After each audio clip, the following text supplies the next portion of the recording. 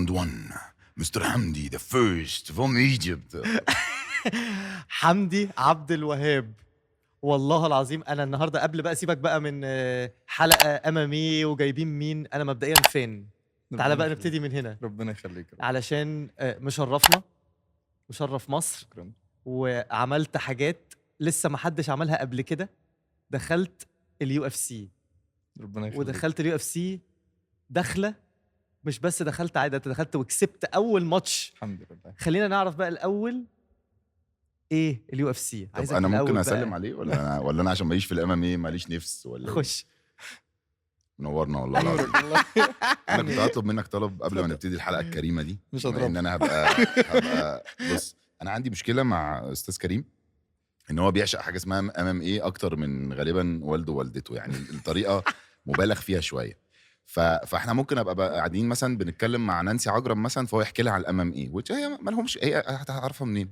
مالهاش علاقه، صح ولا لا؟ لا صح. فانا عايز اوري الجمهور قبل ما نحكي يعني ايه امام ايه، عايز اوري الجمهور ايه هو الامام ايه، فعايزك تعكشه العكشه اللي هي فاهم، اللي هي يبقى ماسك في دي وعارف انت ما مشده كده- من رجله وهو ماسك فيها كده كده. اكمل الحلقه انا وانت بس. مش مشكله، بس انا نفسي يبقى عندي حاجه مسجله عشان يعني بعد كده نقعد مع اي مغني او ممثل يفتح الموضوع انت مكسوف قوي. اه ايه ده؟ والله مش لاقي على حجمك كمان. والله. ايه ده وشه جايب الوان يا صاحبي. يا ابني بس راجل المهم محترم، انا راجل عايز محترم. امسك عليه حاجه بس، فاشوف في اي وقت يقول اي كلمه مش عاجباك تقوم قايم مديله سمر سولت في بس خلاص اتفقنا. قول له بقى يعني ايه انت هو كده هيتكلم بعد اللي انت قلته ده. طب سلامنا يا جماعه. شوف بقى انت عمال هتقول ايه. بس عمال يخوفني يقول لي هضربك وهعكشك لا، وهعمل لا، لا، وبتاع، هو- فانا عايز بس انت حد تصدق عني حاجه زي كده؟ لا والله العظيم. هو شكله غلبان خالص. وحياة ربنا اهو. والله العظيم اليف آخ. جدا والله.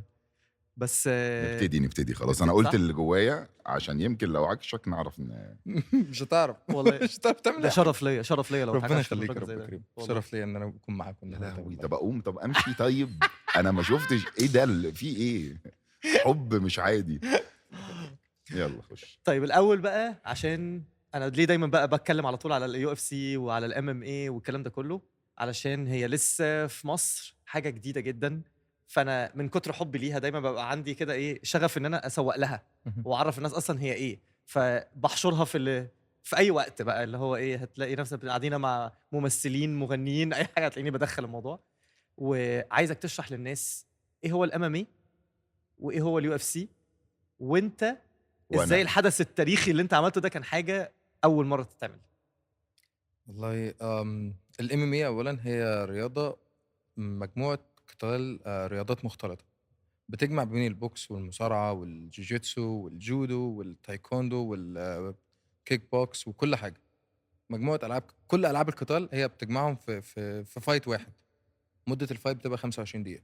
اوكي. كل واحد بيبقى متميز في حاجه. متميز في المصارع بيبقى المصارعه بتاعته اقوى، البوكس الكلام ده كله هي كلها بيبقى فايت في ماتش واحد. اوكي. انما اليو اف سي دي اصلا اسم المنظمه. اوكي. يعني الناس بيختلط عليها الامر ان هو بيفكر ان اسم اللعبه نفسها يو اف سي، انما هي اللعبه اسمها ام ام اي اللي هي العاب القتال المختلطه. بس هي يو اف سي ما فيهاش غير الامام ايه؟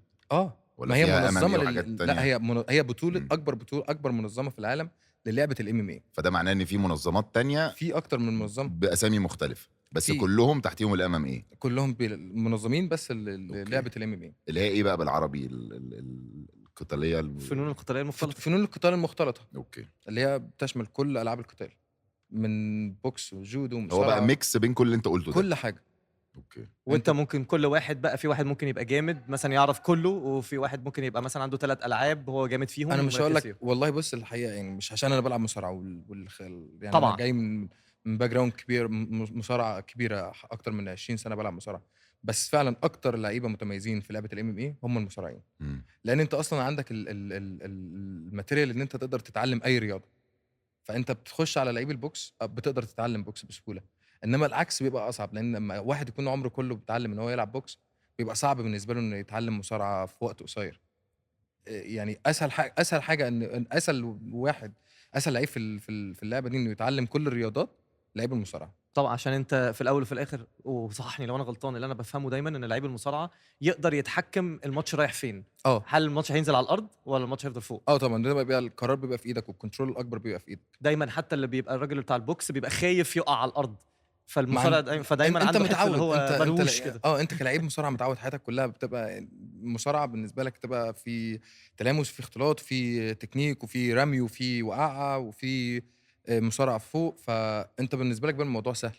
انما غير بتاع البوكس او بتاع التايكوندو او بتاع الكاراتيه والكلام ده كله، لما بيقع على الارض بيجي له بانيك، بيبقى خايف، بيحس ان هو فعلا اتعمل عليه كنترول. انما انت بتاع مصارعه متعود، ممكن تقع، ممكن انت اصلا تحاول يعني تعمل سويتش للوقعه تخليها لصالحك.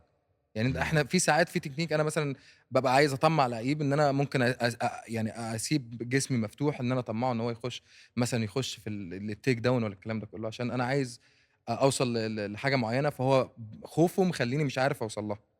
This episode is brought to you by Platinum Club. Have it all. دلوقتي بقى احنا بنعمل حاجه كده ايه، دايما قبل الحلقه بنسال الناس هم عايزين يسالوك ايه، فجالنا اسئله كتير قوي على فكره فاحنا ايه اكتر من هنبتدي. المتوقع بصراحه. فانا هبتدي هننقي كده ايه، انا هنقي واحد بس اللي هنقي واحد وهنسالك الاسئله دي. ماشي. بس قول بقى اسم الشخص. ها يولو. خلاص ما تقولش اسم الشخص. اصل اسمه صعب. يولو هنج.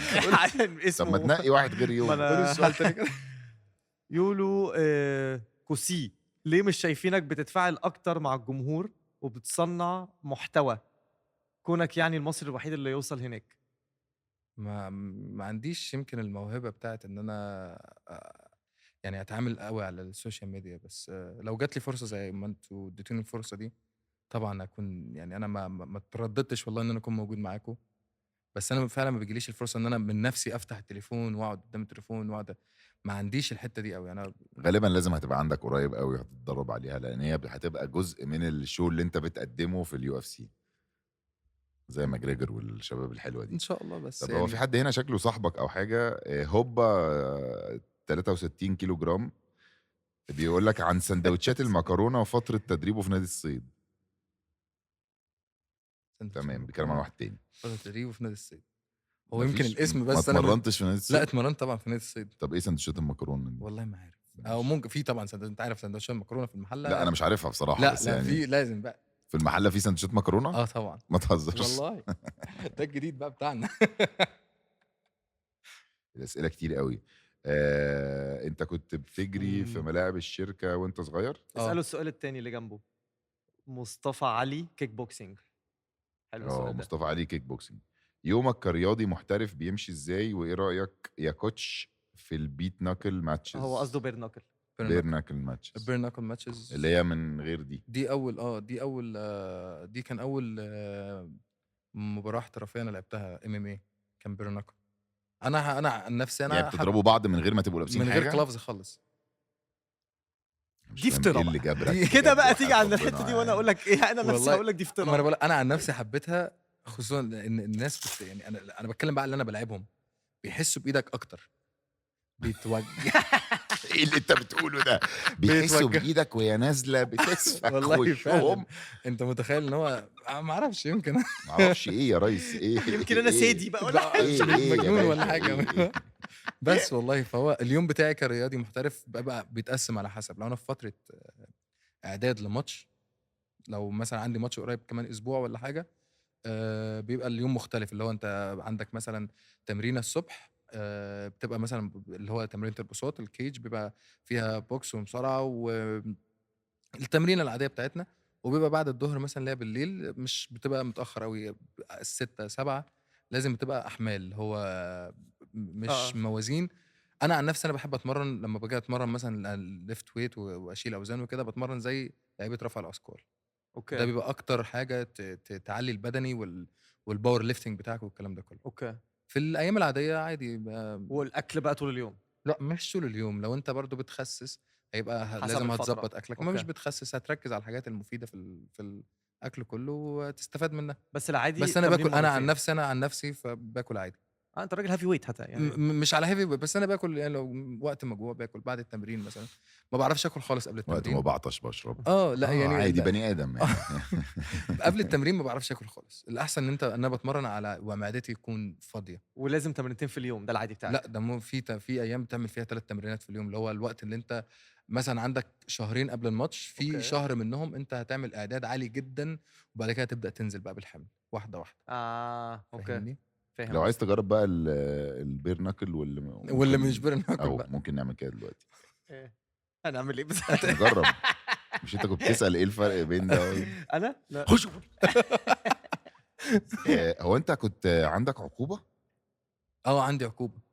طب ليه كده يا حبيبي؟ مش لا مش تاخد عقوبه والله، بالك؟ مش حاجه، ده هو في علاج انا كنت باخده وكان بدكتور وروجيتا وكل حاجه، بس هو عشان انا لعبت وما كنتش المفروض، انا نسيت اصلا. كانه هم حسبوها ان هم منشط، منشطات وكده. فهو كان لازم يبقى في عقوبه لان انا لعبت والماده دي كانت في جسمي، انا اصلا فعلا ده نسيت. في اليو اف سي. اوكي ماشي. طب ما ده يعني بس هتلعب ماتشات ولا؟ لا ان شاء الله هلعب. اوكي.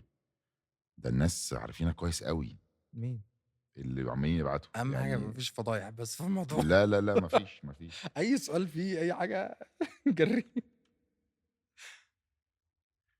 يا خبر. بص حلو كويس ما شاء الله. حلو السؤال ده. يولو بقى مش عارف ايه يولو برضو بس يولو. يولو اسئلته جامده بصراحه يعني. هل في اي مواهب مصريه او عربيه غيرك لازم نعرف عنها في الام ام اي؟ مواهب مصريه او عربيه غيري فين، في مصر ولا بره مصر؟ عامه حد ما يعني انت حاسس انه عنده بوتنشال انه يبقى جامد قوي؟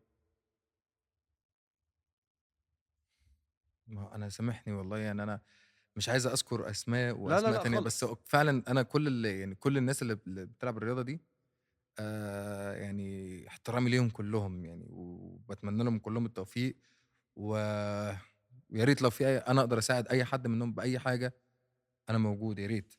بس انا كاسم معين انا فعلا والله مش ما اعرفش، ان اللعبه برضه تعتبر جديده علينا قوي. ايه الستاند اب ده؟ ستاند اب اللي هو واقف يعني بوكسينج. اللعب وانت اوكي. بوكسينج طب خد بقى سترايكنج. السؤال ده. هشام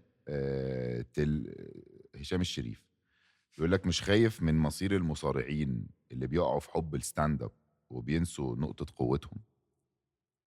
ما هو بيحصل. انت فهمت السؤال ده؟ اصل انا بقراه انا مش فاهم حاجه. لا انت اللي هو قصده ان انت انا بتاع بالنسبه مصارعة. لي ستاند اب ده ستاند اب كوميدي اللي لا هو لا انا لا هو قصده ان بتاع المصارعه نفسه ساعات بينسى ان هو بتاع مصارعه ويبدا يتعامل على انه لعيب بوكس.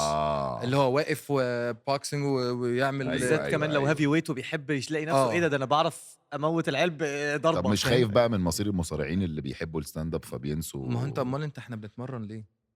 اما انت بتتمرن 3-4 ساعات كل يوم. لا انت قول لهشام انا مش دعوه انا احنا بنتمرن عشان فعلا لما تيجي عليك وقت انت محتاج المصارعه تستخدمها. انت معاك سلاح في جيبك خلاص، انت ضامن ان هو مش هيخونك في اي وقت، بس وقت ما تحتاج المصارعه انت هتعرف امتى تستغلها.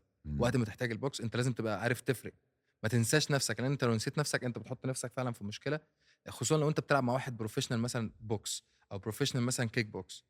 هو لو سحبك للنقطه بتاعته اللي انت طول الجوله او طول الماتش انت هتكمل معاه في الحته بتاعته، انت هتخسر.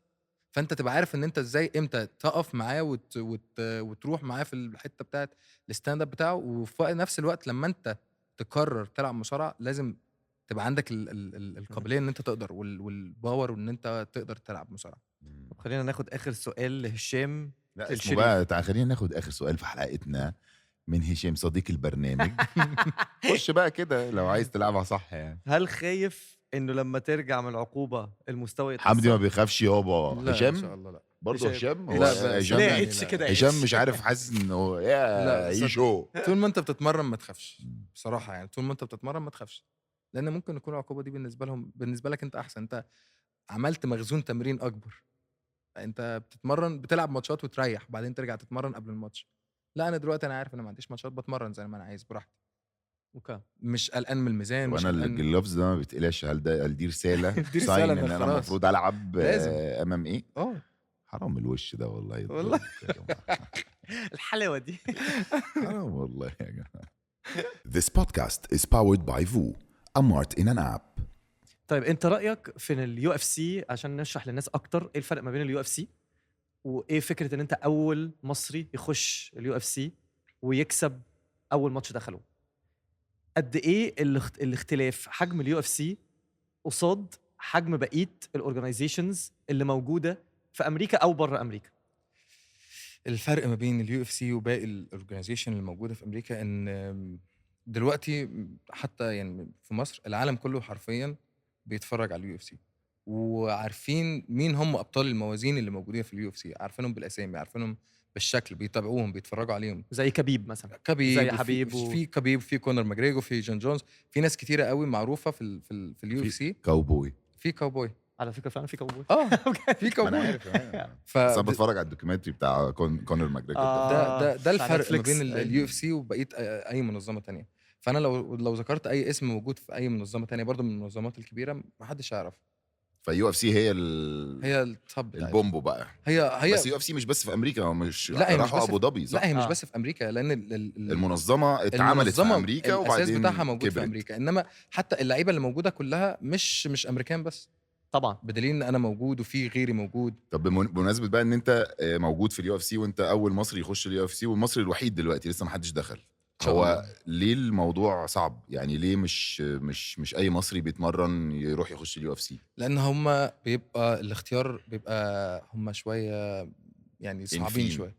انف اه هم اجمد ناس، فدايما بيبقوا عايزين ينقوا ناس. لا، اللي وبعدين هم هو فعلا مش أيوة، عايزين بس إيه يوقعوا ايه يعني ليه انت تتقبل وانا ما تتقبلش؟ هم في لازم امتحان يعني؟ هم لازم، لا، مفيش، في امتحانات، في ماتشات بتبقى حاجه اسمها كونتندر سيريز، ده بيبقى زي تيست كده بيتعمل ماتش، وممكن تكسب وما يختاركش. يعني برضو انت ممكن تروح وتلعب وتكسب وبرضو ما يختاركش، الليفل بتاعك مش اللي هم طالبينه. وكمان في بتهيألي وصحيح لو انا غلطان ان هو مش بس بيدوروا على مين بيكسب ومين ما بيكسبش، لا، مين هم بيكسب عايزين ومين بيبقى ممتع. هم بالظبط. عايزين حد على التلفزيون لأن عنده في يخلي الأول- شو بيعمل شو برضو في الاول برضو هي الام ام اي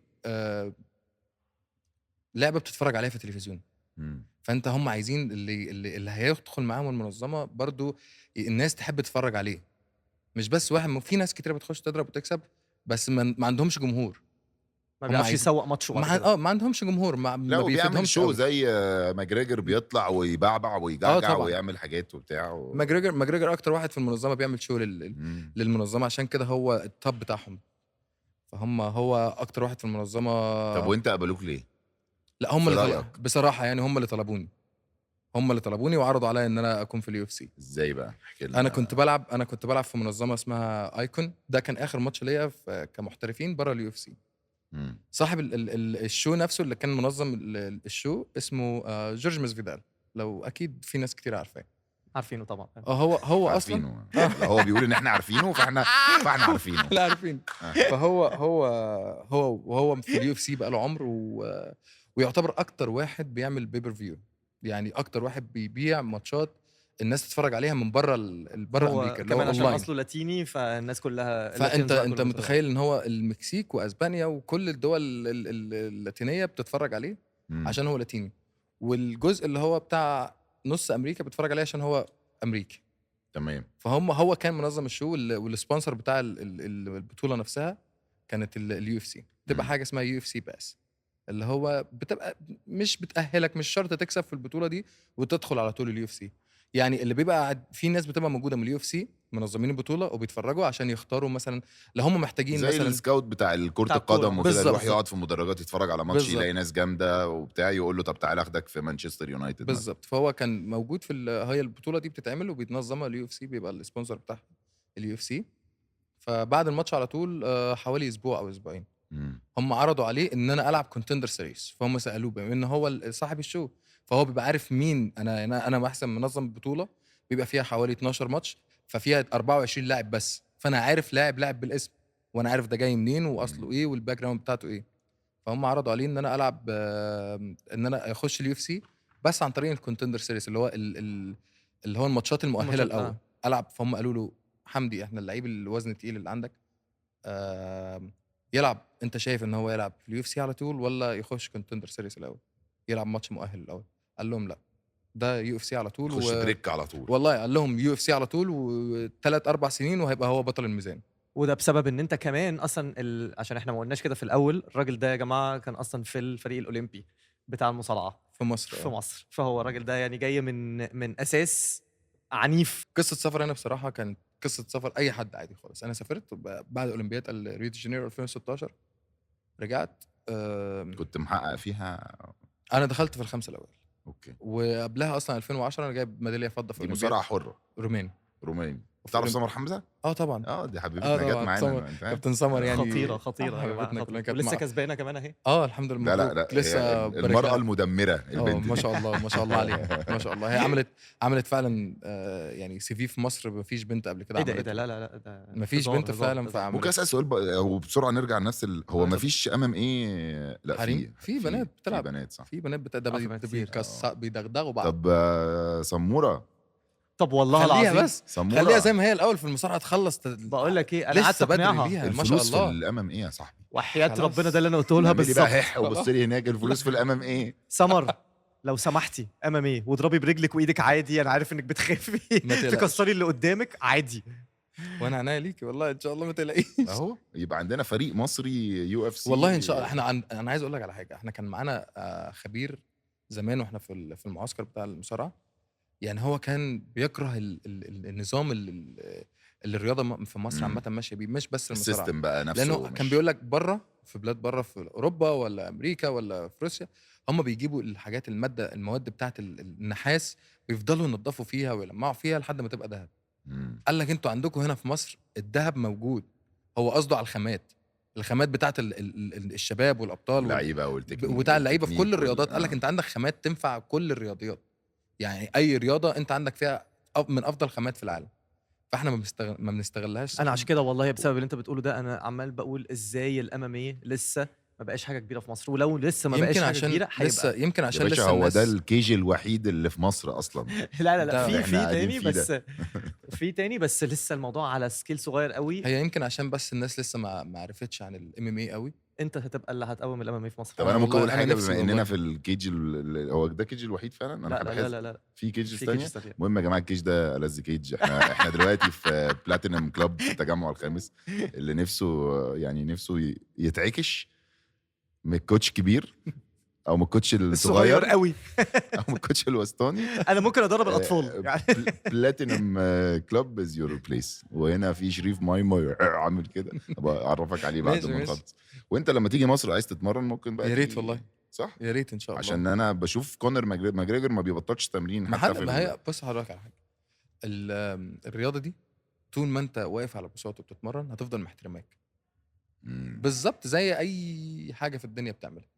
اي شغل في الدنيا لو فضلت ما تروحش كتير هتترفض. طبعا بالظبط نفس المصارعه، جودو، بوكس، ام ام اي رياضه من اللي هي العاب القتال دي انت لازم تكون بتتمرن ولازم تكون مواظب على التمرين حتى لو ما عندكش ماتش، حتى لو ما عندكش بطوله. ادمان. انتوا بيبقى عندكم ادمان اصلا. بتبقى خلاص بتوصل لدرجه ان هي في الدم. مم. انت والله لما نقعد فتره كبيره مثلا ما نتمرنش بتحس ان انت مكتئب، بتحس ان طب انت والله المود العظيم بتاعك مش مظبوط. انا يعني في ليفل تاني خالص، بس انا بس مثلا لا كتفي لا بايظ حط دلوقتي. نفسك في الليفل بتاعه وقول لا اللي انت والله عايزه. لا كتفي فعلا بايظ خالص بقالي دلوقتي داخل في سنه مش عارف اتمرن بجد. الموضوع مأثر عليا. الموضوع بيبقى رخم. انت فعلا، فعلا والله العظيم نفسيا بهزر. بتتخنق انت والله. اخويا لا انا هنزل مره اتمرن معاك والله ونشوف اذا هنعرف نعمل الحاجه ولا لا. يلا بينا والله. نرجع للحته اللي انا قطعتك فيها وقعدنا أمريكا. وركبت المركب وبتاع.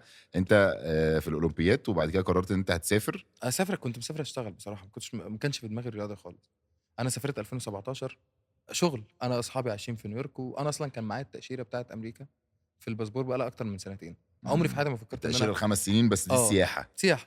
انا آه. عمري ما كنت يعني احسب ولا افكر ان انا اسافر واتغرب واشتغل. انا كنت مبسوط كويس. انا كويس عايش مع اهلي. مش هكدب عليك واقول لك الدخل اللي كان بيجي لنا من المصارعه كويس ما كانش مش احسن حاجه يعني خالص. تمام. آه، مصر لما- كلها بقت عارفه دلوقتي. لما تيجي تتجوز او تيجي تفتح بيت او كده صعبه جدا طبعا. بيبقى خلاص الموضوع بالنسبه لك لازم حاجه تانية. نقدر نقول ان انت ما تقدرش تعتمد عليها كليا عشان تقدر تعيش حياه كريمه. لا وفي هي- نفس الوقت خالص. وفي نفس الوقت مم. عشان تبقى مكمل فيها لازم لازم. تديها كل وقتك. وعلى فكره بس فمعادله بتهيألي صعبه قوي. صعبه جدا. نفس القصه في الاماميه. يعني حتى في امريكا الناس اللي بتخش الاماميه في البدايات الأول في منهم بيناموا في لازم. العربيه. أنا يخش قعدت- الجيم ويطلع ينام في العربيه. طبعا 10 ماتشات بلعب ببلاش من غير ولا مليم. ده ايه ده انا بسمع الامام ايه ما و100 أنت- مليون دولار ومش عارف في ارقام بس انت خزعبلية. بتوصل لاكتر من كده كمان. مم. بتوصل ان انت الماتش بتاعك ساعات ما شاء الله بيعدي ارقام خرافيه فعلا. بس انت في الاول عشان توصل، عشان الناس تعرفك، عشان تعمل ريكورد كويس، لازم كل حاجه تبقى على نفسك شويه. وده يبقى افتكرنا بقى احنا بص اصحابه جبنا لك كيج وقاعدين والله تمام. عشان لما يبقى في اليخت والطياره الو بيسو بقول لك ايه الدرجة تعالى دي. شوف اتفرج على يو نيفر نو. ممكن. انا بتفرج على كونر ماجريجر في نتفليكس. لا كونر ماجريجر يا لهوي هو- ده بيحكي حكايات يا ابني كان تحت الارض اصلا. هو أيوة، كان أيوة، ضايع فاهم؟ كان وبعد كده دلوقتي ضايع. عنده يخت 4 6 7 ادوار وعنده ما شاء الله. ما طياره شاء الله. خاصه بس على فكره ده اللي انا بحبه، وده حصل سوري حصل في 3 4 سنين حاجه يعني مثلا 5 سنين بكتير يعني. اول طياره مثلا. طيب لا هو كونر ماجريجر بيلعب بقاله 12 سنه لا أيوة، انا بس بتكلم الحبه اللي هم البوم- طلعوه. البوم اللي حصل ده على مدار بقى كل سنه مم. بيزيد شويه، كل سنه شهرته بتكبر، الناس بتعرفه اكتر. ساعات بتوصل ان انت خلاص بتلعب ماتش واحد في السنه ومش محتاج تلعب تاني. بس ما ده ينفعش تلعب تاني لان المنظمه مش هتقدر تدفع لك اللي دفعته في الماتش بتاعك. يعني المبلغ بتاعك خلاص بيبقى كبير، انت تلعب ماتش وخلاص، مم. والماتش ده بيعود عليهم بدخل كبير جدا. تلعب ماتش وتريح حبه حلوين خلاص وتقعد بقى. تدلل على ماتش تاني ما لا انت هو ما انت تلاقيش. بيبقى العقد بتاعك ماتش بماتش، مم. كل ماتش بيجي العقد بتاعك بمبلغ قد كده. طيب سافرت نيويورك تشتغل رحت اشتغل بنيه رحت الشغل ومفيش اي نوع من مفيش. انواع الرياضه خلاص في انا دماغك؟ بعد الاولمبياد فعلا وبعد المكافاه اللي اخدتها قلت لا مش هينفع. كفايه كده، انا خلاص. محتاج بقى ابتدي اعمل فلوس. بعد المكافاه اللي خدتها اللي هي قليله مفيش اصلا. بس بس فعلا ماشي فقررت تسافر تروح نيويورك. الناس كلها عارفه الالعاب الفرديه في مصر ده حقيقي. حقها ما فيها- مش أيوة، مظبوط. أيوة. سافرت على اصحابي، رحت قعدت عندهم وقعدنا مع بعض والسكن وبعد كده نزلت اشتغلت. كنت بشتغل في سوبر ماركت مم. عادي خالص اللي هو كاشير. لا يا ريت كاشير. ده كاشير ده كان حاجه ما كان كان حلم كاشير ان انا ده- اوصل له. أصل نفسي كاشير ده- أوصل ده كاشير ده للكاشير. التريقه والله. الترقيه. اصل انا اشتغلت في سوبر ماركت ابتديت آه. من الارض انا كنت عارف اللي هم الارفف. أيوة، لما أيوة. بتروح مثلا اي سوبر ماركت كبير بيبقى فيه جزء بتاع الجبن والالبان اللي بيقطع أيوة. الجبن. انا كنت كده قعدت كتير، قعدت فتره حلوه. حلو. لا ده ده في ايه بقى في انهي في نيويورك. في انهي سوبر في حاجه لا سوبر ماركت عادي جنب عادي، أوكي. جنب البيت. أوكي. نزلت اشتغلت وقعدت سنه ونص اشتغل. برافو. وبعد كده في انا سافرت 2017 في اخر 2018 بالظبط. كان في بطوله مصارعه في نيويورك، بطوله دوليه بتتلعب كل سنه مم. اسمها بيج فيل.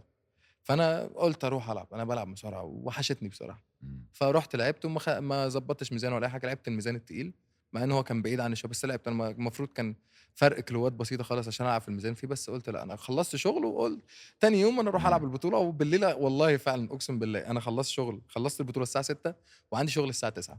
اوكي. ورحت خدت اول في البطوله دي. يا راجل. والله خدت آه. اول وخدت $1000 مكافاه ورحت غيرت ونزلت الشغل. بس بقول لك ايه اللي انت بتقوله ده بالظبط هو اللي انا بحبه. حاجه جزء من ان انا حبي في الرياضه دي هو القصص دي. ما انا بقول ده لك اللي الناس مش ما بتشوفوش. لا انا بقول لك بعد فتره من الزمن بتبقى خلاص حاجه في دمك والله، مم. زي اللي بيشرب سجاير ما بيعرفش يبطل. انا عجباني القصه دي، حاسس ان هي رايحه في حته لا لذيذة ده رايحه يعني. في حته جميله والله. كمل. المهم بعد ما خلصت بطوله ورجعت خدت اول واخدت $1000 ورجعت السوبر ماركت الساعه 9 عندك شغل عادي. كنت بشتغل بالظبط 16 ساعه في اليوم. وكنتوا كام واحد في البيت؟ 4 اوكي. كنا حلو 4 ده انا قلت آه. هتقول لي لا كنا آه. 4 كنا 4 في البيت، المصريين كلهم اصحابنا يعني. جدعان. بعد كده كنت بشتغل بنزل من البيت الساعه 5 الصبح، اروح اشتغل في اول سوبر ماركت من الساعه 7 للساعه 1، وتاني واحد من الساعه 3 للساعه 9. فبعد كده اخر حاجه كنت بشتغل سوبر ماركت اللي هو من 3 ل 9، وبشتغل سكيورتي بالليل. وبتتمرن في لحظه النص. بس لا، ما كنتش كل ده بتمرن في يوم خالص. واحد ولا انت بتتكلم ان لا، أنا- سبت سوبر ماركت رحت سوبر انا ماركت سبت تاني؟ واحد سوبر ماركت وبعد كده اشتغلت في سوبر ماركت واحد اللي هو كان الوقت بتاعه بالليل، وبخلص وبطلع بشتغل سكيورتي 5 ساعات. سكيورتي بالليل. وطلعت اللايسنس طلعت اللايسنس بتاع السكيورتي وكل حاجه. انا كنت عندي في لندن ما هو انا كنت مع فرق حسيت الاحجام يعني. حسيت ان هي هتبقى اريح شويه. وفلوسها حلوه لانك بالنسبه لهم حاطط حياتك في الخطر. كان وقتها نفس فلوس السوبر ماركت او يمكن اعلى حاجه يا بسيطه. راجل. والله لانه هو انت في نيويورك مثلا انت بتاخد المينيمم بيبقى عالي، مش بسيط. بتتكلم فالناس في أرقام بعدين مش انت وحشة. لما بتروح بس تشتغل في غريبه سوبر لان ماركت هو في لندن انا كنت عايش في لندن برضه، كنت شغال في سوبر ماركت في سبينيز وكنت بطلع سكيورتي بالليل على بار طب ما كده. هو بص ايوه ايه ده. لا يعني انا بصره جدا كل اللي انت بالظبط، بتحكيه انا عديت فيه بالظبط. في لندن. بس كان احنا كلنا رحنا قدمنا على السكيورتي مع بعض. حتى كان في واحد يعني فاهم اللي هو كنا بنقول له زيتونه يعني فاهم راح لانه انت في انجلترا اي شغلانه بتحط نفسك في الخطر م. بتاخد دبل او تريبل المينيمم ويج اللي هو المرتب مظبوط. الحد الادنى اكتر من اي حد تاني، فكلنا رحنا قدمنا على السكيورتي واخدنا الكورس وامتحنا، وفي اللي نجح واللي ما نجحش عشان السكيورتي كان بيعمل فلوس اكتر. فمستغرب ان نيويورك بتقول لا لي زي في لا، هو امريكا بقى يا عشان- باشا كانت بتبقى مش على الحاجات الخطر، كانت بقى على قد ايه الشغلانه الناس مش عايزاها. يعني انا مثلا لما رحت لقيت قعدت اول شغلانه كنت اشتغلتها كنت بشتغل عارف ان هم الناس بتوع كنت مسؤول عن النظافه، كنت في زي شركه بتاعت العاب مائيه، عارف الحاجات اللي أكوا بتبقى بارك اكوا والكلام بارك وبتاع. كنت ماسك كل النظافه وماسك كل التصليح بتاع كل اللوكرز والجو ده، اعلى فلوس. الناس كلها في المكان كانوا بيتمنوا يشتغلوا شغلانتي مش اكتر. فكانت بالنسبه لهم شغلانتي دي. بقيت بقى اللايف جاردز وكل الناس اللي هي المفروض بقى قاعدين بقى الشياكه وكله قاعد لابس النضاره وبتاع، كلهم هيموتوا وياخدوا شغلانتي. ما هو عشان اي شغل محدش راضي بياخده بيبقى المرتب بتاعه عالي. بالظبط. بس كمل. بعدين خلصت تعبت بقى بصراحه من الشغل. انا اصلا النظر ضعيف انت شويه. شغال ايه 20 ساعه في ال لا وبعدين 24؟ تعبت من اللي هو انا مفيش رياضه، بروح الجيم مثلا ساعه في اليوم مميت بس تلاقيك. عشان اغير كل ده جو. وبتروح الجيم والله مع السوبر ماركت كنت والسكيورتي؟ بخلص بقى اخطف ساعه في اليوم كده بس ما فيش مصارعه، فيش اي حاجه جيم خالص، بس. مفيش اي رياضه. بروح الجيم أوكي. بس حتى الجيم تشيل كده حديد ممكن وبتاع اطلع وخلاص. على التريد ميل ولا حاجه واتمشى شويه وخلاص، بس هو غيرت جو اليوم شويه. بس انا اصلا في السوبر ماركت دي اتمرمطت. انا اصلا نظري ضعيف شويه كمان، انا لابس عدسات، فالمكنه اللي هي اللي بتقطع عليها اللحوم والحاجات دي اوعى تقول لي لا والله العظيم اكتر مش مره. اه ده انا كنت كل اسبوع عارفها ولا بتاعت حاجه. اللانشون أيوة دي اللي عارفها السكينه طبعاً، بتاعت اللانشون، أيوة. دايره كده. بص ايدي اصلا عامله ازاي دي. ده من اللانشون مش من الامام ايه يا جماعه؟ لا مش من الام عشان بس ما حدش يفتكر ان الراجل ده من اللانشون يا اخوانا. مكنه اللانشون دي مش امام ايه، عشان بس مش ام لا. فحسيت ان هو اللي هو انا تعبت بصراحه، مش عايز، انا عايز اكمل رياضه. وفي نفس الوقت المصارعه هناك في امريكا مقفوله شويه، لان انت لازم تكون سيتيزن عشان تخش تلعب في الناشونال تيم بتاعهم، وتخش من الجامعه ومن الجامعه الموضوع تطلع سيستم مقفل شويه.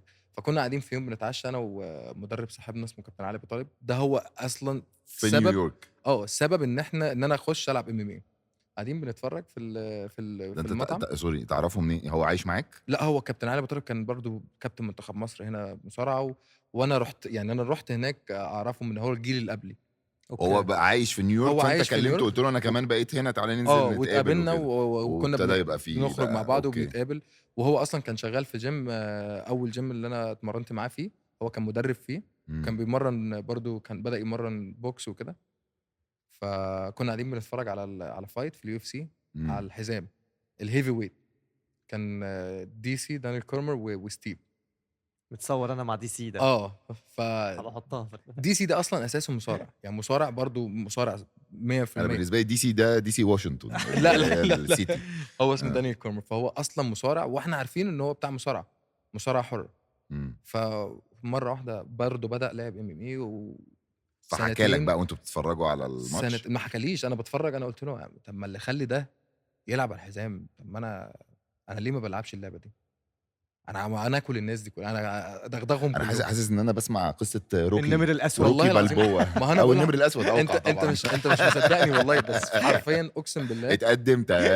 والله فعلا ده اللي حصل بالظبط. انا بقول له طب ايه يا عم، انا ايه ده؟ لا انا عجباني قصه جدا. انا الناس دي انا اصلا يعني اكلهم الاثنين. انا احكشهم العيال دي والله. بعدين الواد ده وزعلان بقى، ما انا زعلان على نفسي اللي زعلان بيحصل في. انا ماشي في مصر لعيب اولمبي، رحت هناك بقيت بشتغل في سوبر ماركت بس، وطورت نفسي شويه بقيت سكيورتي.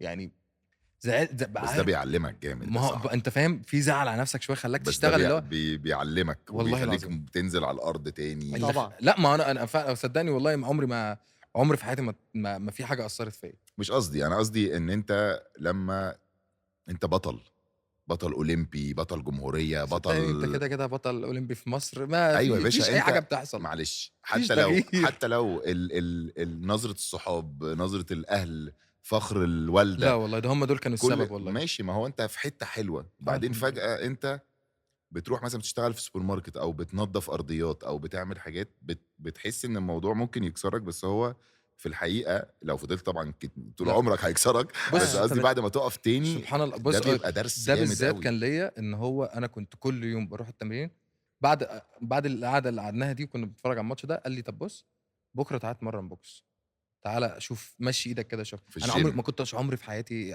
لبست كلافز بوكس. قال لي تعالى لي الجيم بكره نشوف الموضوع ده كده. رحت عديت عليه في الجيم ساعه بالظبط. اول ضربتين قال لي لا ما شاء الله ايدك تقيله. ايدك جايبه. قال لي لا ايدك تقيله. وبعدين اللي هو في شويه مش تكنيك، صعب قوي ان انا التكنيك ما اتعلم. يجيب. لا مثلا اليمين بتطلع مظبوطه، الشمال محتاجه شغل، بس في امل. قال لي طب خلاص من هنا والله العظيم 2.5 ما وقفناش تمرين، كل يوم بتعلم. بس اللي هو انا بس مش ده ما تخشش بطولات. 2.5 بتعلم العب بوكس بس، لان بس. انت بتحول بقى بني ادم من لعيب مصارعه 20 سنه بس ولا شغال 21 عادي سنه. سوبر ماركت كل وحاجات. يوم شغل، انا باخد ساعه او ساعتين في اليوم بس اروح الجيم واطلع مثلا ما بين الشغل ده والشغل ده اروح الجيم وبعدين اتغدى واطلع الشغل واو. التاني. بس فكنت قاعد بتمرن بس 2.5 بوكس، بتعلم مش بتمرن. مم. بتعلم لان انت بتحول بني ادم من رياضه لرياضه تانية خالص. يعني من رياضه طول عمره متعود ان لازم ايده تبقى تحت وحافظ على الهيبس بتاعه، دراعاته ما تبقاش مفتوحه. 20 سنه بيعمل كده، وفي مره واحده انت عايزه طول الوقت غير فوق. بقى إيده كل فوق. حاجه. فهو طبيعي اصلا انت لما بتتعب بتنزل ايدك تحت، وده اخطر حاجه في اللعبه ان انت تبقى وشك مكشوف. فقعدت اكتر من يعني 2.5 تقريبا قبل اي ماتش او اي فايت او اي حاجه العبها بتعلم واشتغل كل ده مع الشغل. وترقيت بقيت كاشير في السنتين ونص ولا؟ والله كان نفسي لسه. مفيش اصلا. بس كنت شغال 2.5 زي بتوع التمرين دول تعليم بتوع البوكس. اتعلمت معاه كابتن علي ابو طالب، بصراحه هو يعني بقى ليه الفضل في اللعبه دي. كابتن علي ابو مع- طالب. بصراحه يعني بعد ربنا سبحانه تسلم وتعالى ايدك يا هو. كابتن علي.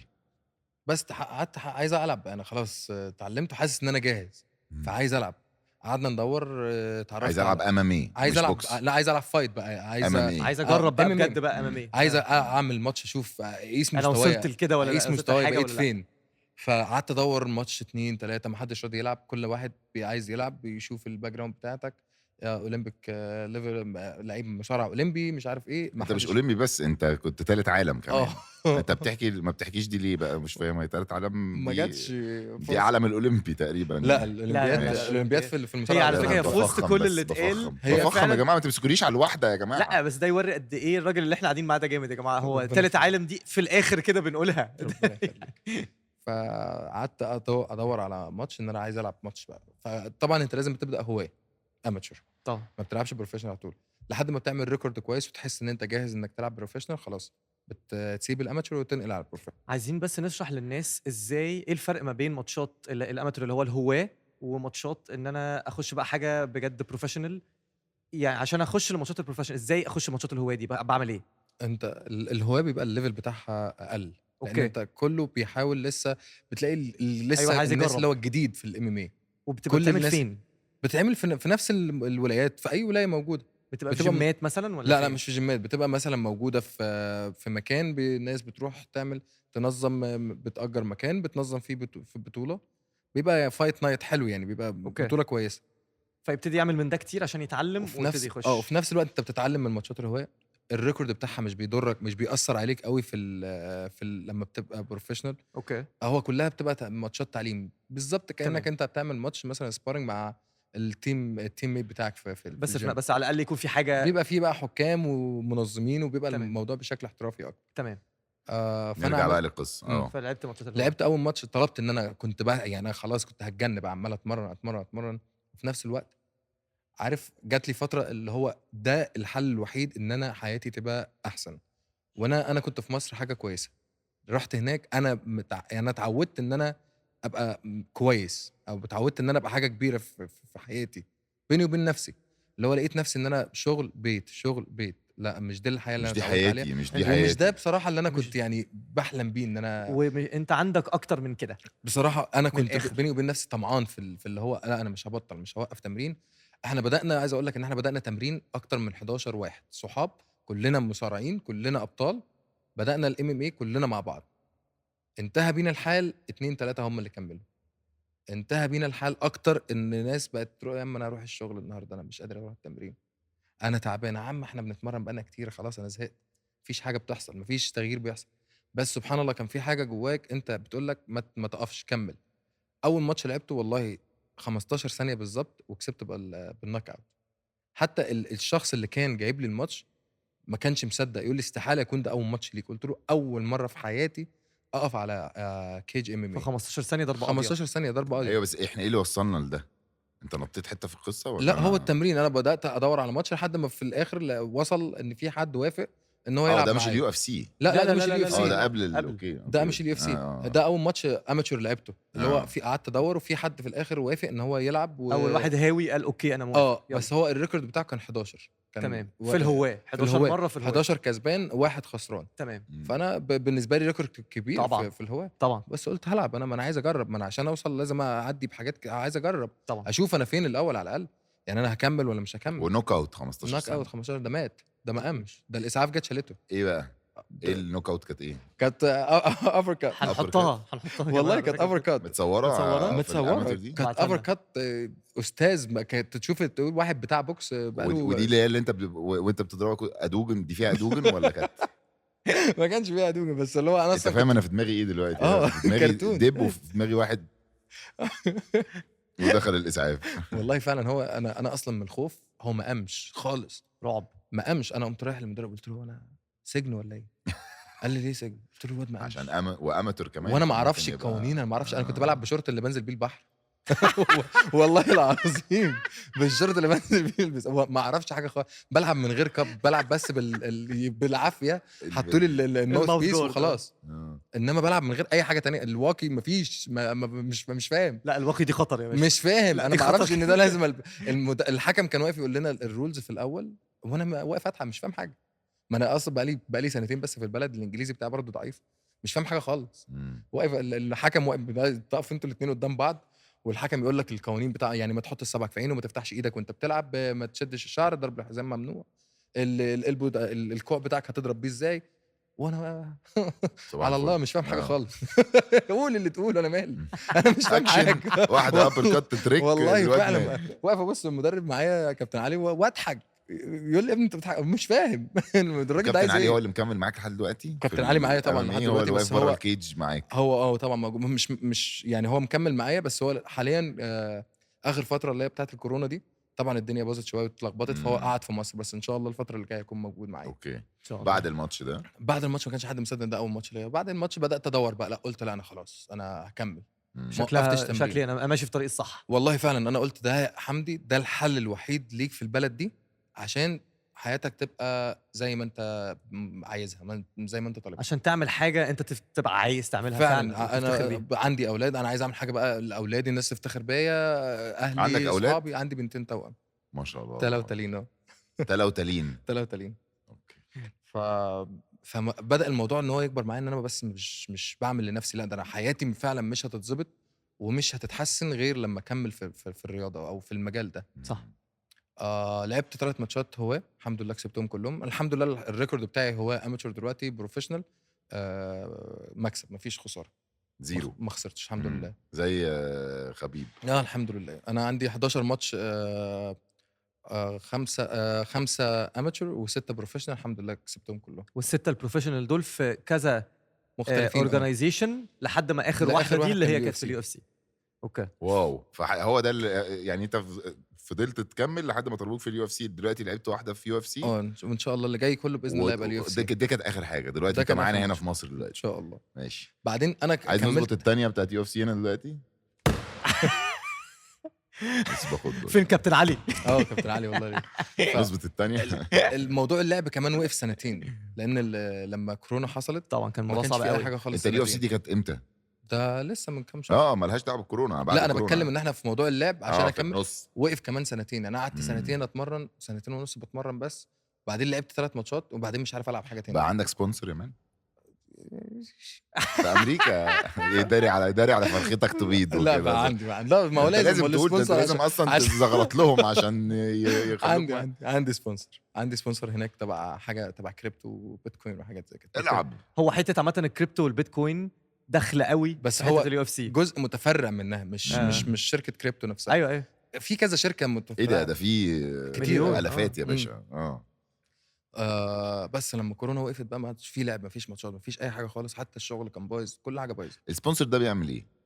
السبونسر ده انت بتسوق له المنتج بتاعه ايا كان ايه هو. ازاي يعني؟ قصدي ايه يعني بيجي يقول لك مثلا هتلبس الشورت عليه مش شرط براند، مش ولا شرط هتنزل سوشيال ميديا، ولا في جزء بيبقى السوشيال ميديا، في جزء ان انت بتحضر معاه مثلا ايفنت معين، في مثلا حفله معينه هو عاملها للشركه بتاعته، فانت بتروح تحضر معاه تعمل ريبريزنت للشركه بتاعته. أوكي. في جزء زي ما انت قلت وهو اللي تيشيرت. بيديهولك ده بيبقى في جيبي ولا ده بيبقى على شكل لا لبس وجلافزات وتمرين وجيم اشتراك جيم، فاهم قصدي؟ يعني بيبقى مختلف. نوع السبونسر ايه؟ نوع توتو على السبونسر كبوته في ولا في في كده كده لا في كده وفي في كده. يعني وفي في كده. شركه مثلا، في شركه اللي هي بتعمل الجير بتاع الكلافز والكلام ده، بتيجي تقول لك مثلا احنا هنديك الجير بتاعك كلها، من اول الكلافز للشين جارد لكل حاجه انت محتاجها. والحاجات دي غاليه، الحاجات دي اصلا الحاجات دي بتلم فعلا فلوس في الآخر. بمبالغ.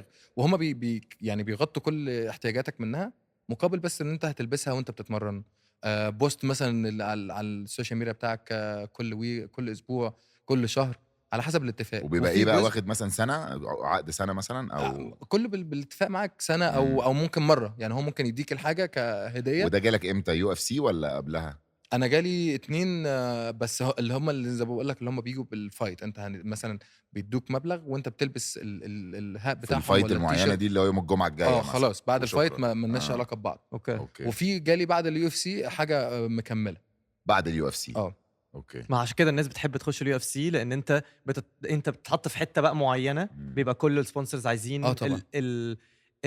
الماركتينج، التسويق بتاعك ده، لان فجاه بيبقى كل العالم شايفك. ما هو بيتكلم برضه، هو عامل سبونسر لواحد لما بيلعب في الماتش مثلا. المكان بس اللي بيتلعب فيه الماتش فيه 19,000 واحد بس. ده المكان اللي هو انا عندي الصاله. سؤال صحيح في الموضوع ده، بتاع اليو اف سي، هو بيبقى ماتش واحد بس في اليوم؟ لا اللي هي لواحد، للاعب واحد لا ولا يعني قصدي انا كجمهور لا انا بيبقى داخل حوالي اتفرج 12 ماتش.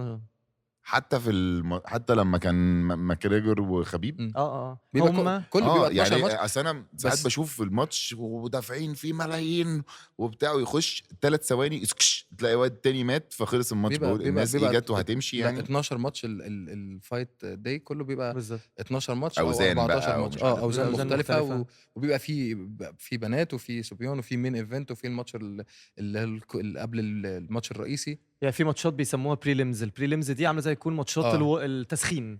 فالناس اللي هي لسه مش مشهوره خالص، لسه جداد قوي، بيخشوا في دول لحد وبعدين بقى يعني ما زي كان اي كمان. يعني هو يعتبر شو بجد زي أيوة، اي شو ستاند اب بالظبط. كوميدي، طبعاً، غنى مش عارف ايه، بالظبط. دايما بيطلع لك حد يغني طبعاً. اغنيه خفيفه وبعد بالظبط كده يطلع كده. لك. وبعدين كمان الفرق، انت بتقول في ناس بتيجي، لا في ناس بتيجي بتعمل فلوس. انا مثلا حمدي هلعب مع باسل، احنا الاثنين محدش يعرفنا، فالناس بتخش تعمل بقى ريسيرش على ده وعلى ده، شوف مين اللي ممكن كفته تبقى ارجح في الماتش وهم ما يعرفوش. وبيبقى بقى نسبه البات، نسبه المراهنات على الموضوع بتلاقيها ساعات عاليه قوي وساعات طبعاً. متوسطه. طبعا انا الماتش بتاعي كان عشان اللي انا كنت بلعبه معروف وفي المنظمه بقى له 3 سنين. يعني انا بتكلم عن الماتش بتاعنا بوجه خاص، ان هو كان بقى له 3 سنين في المنظمه. كان الماتش بتاعنا بوجه خاص كان نسبه المراهنات بتاعه 1-4. الاحتماليات بتاعت إنك المراهنة. تخسر. مش الاحتماليات، ان انت مثلا لو حطيت دولار هتاخده 5. هتاخده 5. لو حطيته عليا، لو انت مثلا على حمدي، لان حمدي مش معروف. ايه ده، مفيش ثقه في ما المصريين كانش ولا في ايه يا ثقه جدعان؟ خالص فيا. ده انا كانت نسبه ثقة في اللي نجح. نسبه ثقة في والله اللي نجح فعلا. كانت نسبه الماتش كانت 98% ليه، 2% ليا. طب إن مش أنا أكسب. تكلمنا نيجي نراهن عليك؟ طيب ما انا كنتش اعرف حاجه بقى انا كمان.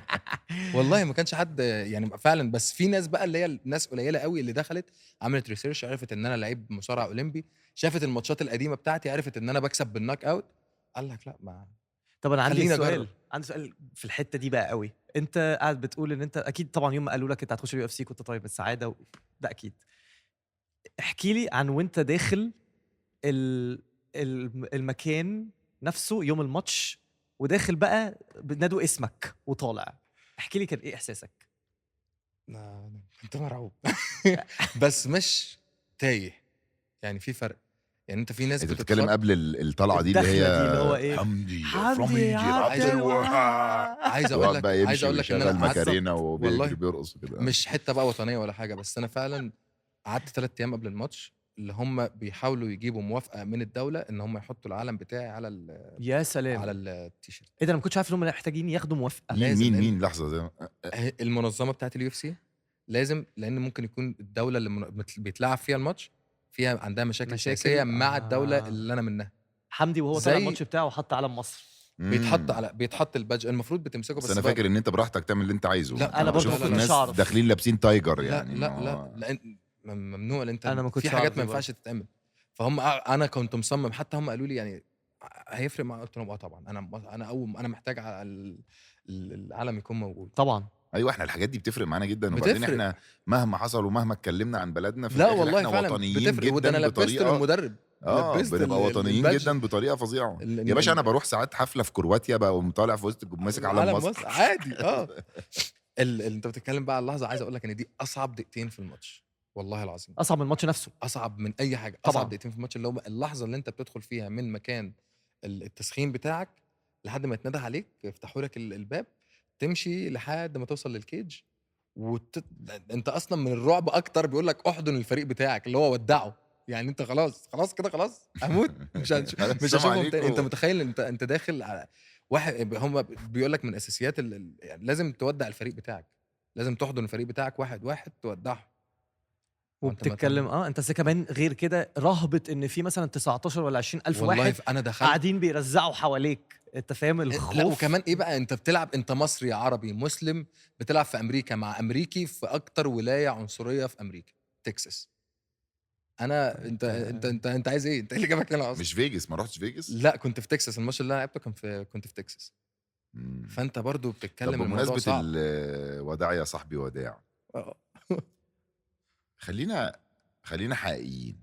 اللعبه دي يا من مخيفه ومرعبه واللي بيتفرج بيحس يعني انا لو ابني مش هدخل، فاهم قصدي؟ اللي هو انا بحس ان الناس بتخش تتشلفط والدم بيطير، مش بكره الناس يعني، أنا بس, عارف. لا صح. بس يا كل مان دي رعب يعني. انا لو امي كانت قاعده جنبي على الكنبه وجبت استغفر الله اعوذ بالله من الشيطان الرجيم، فاهم؟ من كتر ما انا معاك في كل لا كل صح. واصاباتها كمان ولا دي احنا صعبة. ولا احنا بنشتغل بعض. لا فعلا لا انت ده كل صح اللي انت طبعاً، قلته صح صح وكمان زياده الاصابات بتاعها كمان بتبقى صعبه، بس مع كل ده فيها جزء ممتع، فيها جزء انت كده بتتعلق بيه، ما تقدرش تبعد عن اللعبه بس دي. انا بحسها اكتر لعبه عنيفه في الكوكب. هم لموا كل يعني هم راحوا كده قال لك ايه جابوا كل ايه حاجه. اللعب ايه اللي بيوجعك؟ آه. بيوجعني البوكس، بيوجعني التايكوندو لما الرجل ترطش في وشي فاهم قصدي؟ مم. ايه اللي بيوجعك؟ حطوا لي ميكس بقى يا ريس وابني لي قفص صح. وسايب الاثنين دول على طب بعض. بس انت عارف، بس انا بحس هي الامامي لعبه عنيفه اكيد مفيش كلام طبعا، بس انا بالنسبه لي هي لعبه تكنيك اكتر مما هي لعبه عنيفه. وفي نفس الوقت اكتر لعبه عنيفه بالنسبه لي انا مثلا لعبه مثلا زي الايس هوكي، دي لعبه عنيفه يعني، دي لعبه عصابات بس. دي فعلا لعبه صعبه بس. جدا انت بتجري والأذى تخيل انت فيها واحد بيبقى بكل متعمد. سرعته على التلج يرزع فيك يخبطك في الازاز وبعدين يخبطك بالمضرب في وشك مم. ساعتها دي مختلفه. لكن الامامي طبعا انا مش بقول ان هو حاجه امنه وبتاع وكل، لا هي صعبه بس فيها فن اكتر من ما هي مجرد اتنين داخلين يلوشوا في بعض وخلاص. وبعدين انا فيها اقول لك فن، انا بقولش ما فيهاش فن، أنا انا أقول لك بقول على بس ان حاجة. هي عنيفه هي لدرجه عنيفة وصعبة مخيفه. وكل حاجة. ازاي الناس بتعرف توصل لمرحله ان هم اكشلي يلعبوها او ما انا اقول لك على الام حاجه، يعني انت بتروح دلوقتي الام دلوقتي احنا بقى عندنا امام ايه في مصر؟ انا عايز اقول لك على حاجه ان انا هتودي كنت ولادك متفاجئ. ازاي؟ انا امي كانت بتتفرج على الماتش لايف، دي انا اصلا حاجه انا عمري ما بخليها تتفرج على ماتشات. انا مثلا بعد كل ماتش بتصل بيها تمام انا كسبت، وبعت لها مثلا فيديو وانا بكسب، في الحته اللي هي اللي هو ما فيش اي حاجه، ما اتضربتش مثلا ولا هتلاقي حاجه. ريل يبقى والله ففعلا اتفاجئت ان بعد الماتش ده كانت بتتفرج على الماتش لايف، وكان اخويا بقى مصورها وهي بتتفرج. لا ده رعب، يا ده باشا رعب، ده رعب، ده رعب. يا باشا ده انا كان عندي مسلسل في اللي هو الحراملك كنت طالع اتعدم. لو اقول لك امي عملت ايه، عياط وبتاع وانا مش شحتفة. عايزاك تعمل المشاهد دي تاني، بقول لك انهيار. بقول لها ماما انا ده لابس باروكه، انا شعري بتاع ده مش انا، ده مثيل يا حبيبي، ما انا قاعد جنبك اهو. مفيش. مش هتقتنع. تخيل بقى لو شافتني في قفص، بس فاهم؟ انا بقول لك هي اللعبه يعملوا لي لانشون. الجزء الممتع فيها ان انت بتتمرن كل حاجه لوحدها، يعني انت بتروح ما ده كان تتمرن. السؤال بقى اللي بعده، انت بتروح بتمرنوا ازاي؟ بتتمرن كل حاجه انت لوحدها. بتلعب اصلا 12 لعبه في 12 رياضه.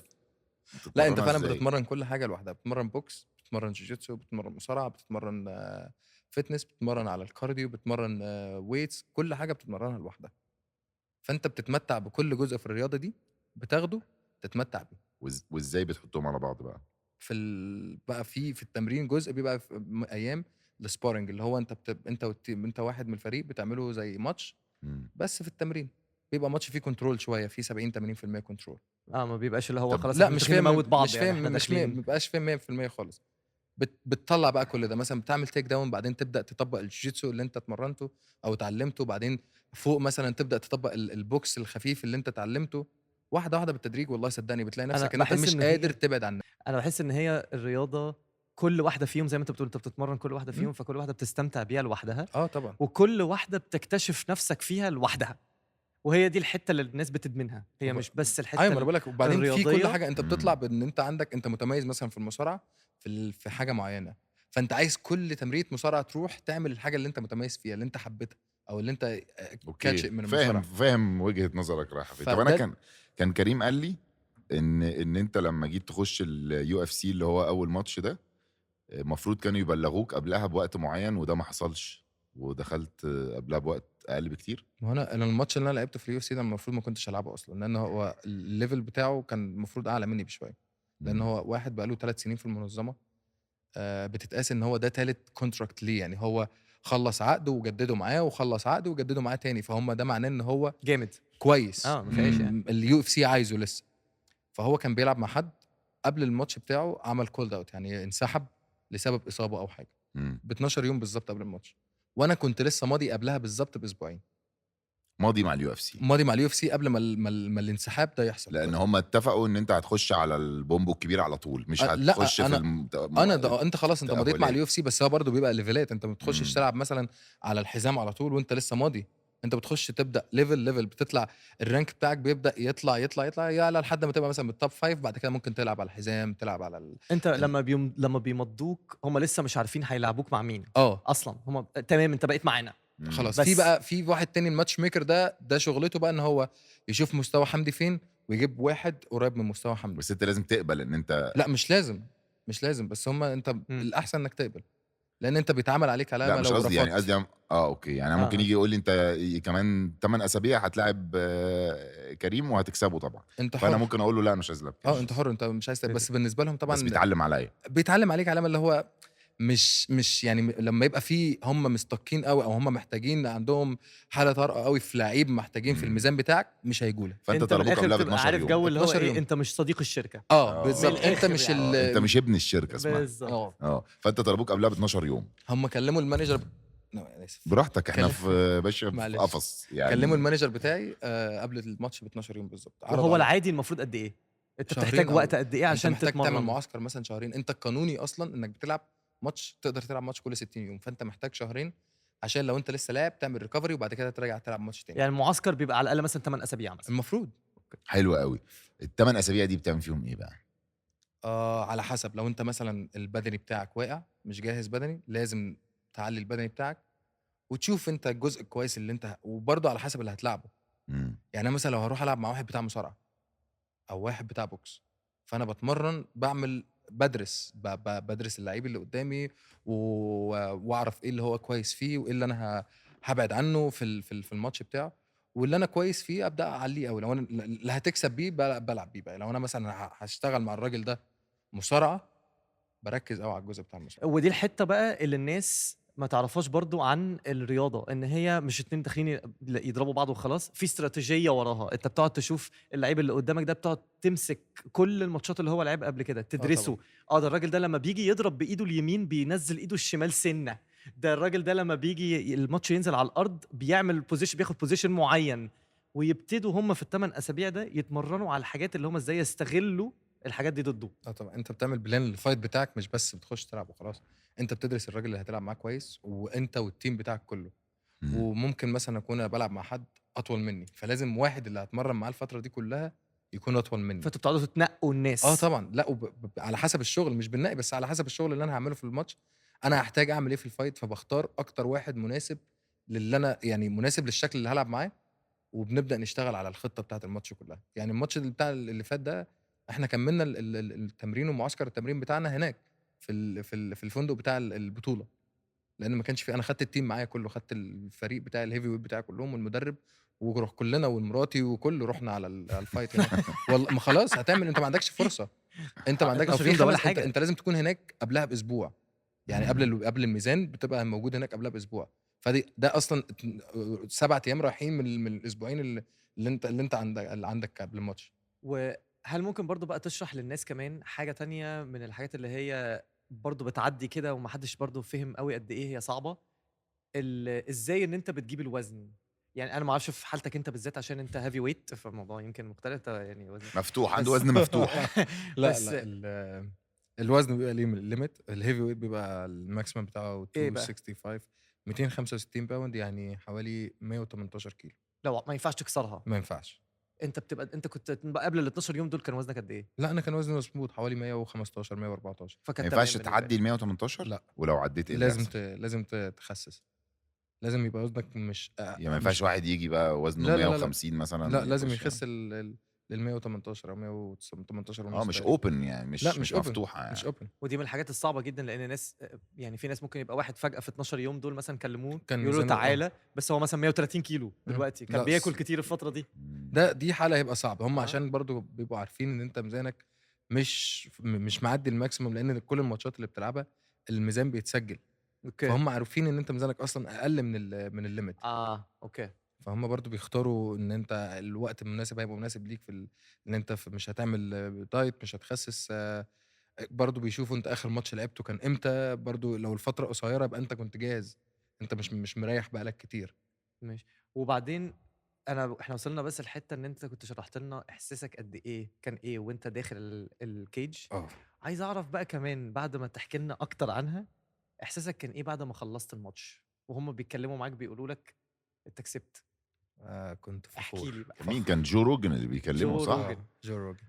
إمم. كنت فخور صراحة. يعني حسيت إن أنا أخيرًا وصلت لحاجة أنا بقى لي كتير أوي تعبان عشانها، أو باتعب فعلًا عشانها. يعني أنا كنت فعلًا حتى في التمرين كنت باتعب. أنا كان لازم أسوق ساعة ونُص كل يوم رايح أتمرّن، باسوق ساعة ونُص من البيت لمكان التمرين، وساعات باسوق 3 ساعات أو 4 ساعات وأنا راجع، لإن كنت بارجع في الوقت اللي فيه الزحمة بتاعة الطريق. كنت في ولاية تانية والّا إيه؟ كنت باتمرّن في نيو جيرسي وأنا عايش في نيويورك.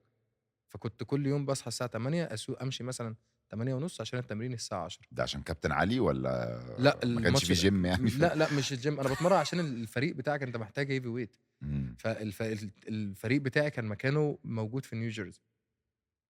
فكان لازم كنت ده جزء من اللي هو اللي كنت باروح وأسافر كل يوم، وكنت حاسس إن أنا تعبان. لمّا خلّصت الماتش فعلًا وكسبت، عارف أنت لمّا تكون فعلًا تعبت عشان حاجة ولقيتها، والماتش ما كانش سهل.